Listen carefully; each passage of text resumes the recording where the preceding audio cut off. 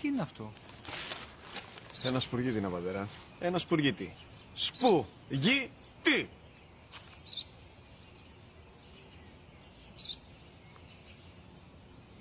Τι είναι αυτό? Γιατί το κάνεις αυτό το πράγμα, μπορείς να μου πεις? Τόσες φορές σου είπα, είναι ένα σπουργίτη. Δεν το καταλαβαίνεις.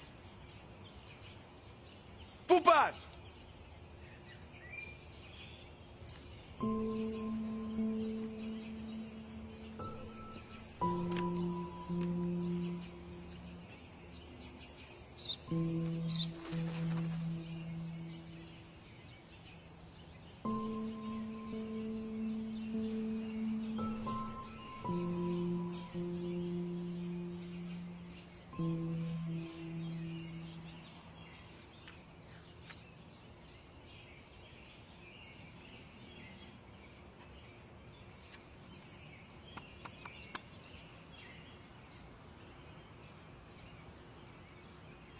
Δυνατά. Σήμερα ο μικρός μου γιος που πριν λίγες μέρες έκλεισε τα 3 καθόταν μαζί μου έξω στο πάρκο όταν ένα σπουργίτη ήρθε και κάθισε απέναντί μας.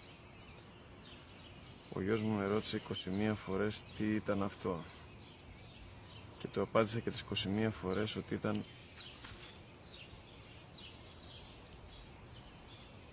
ένα σπουργίτη.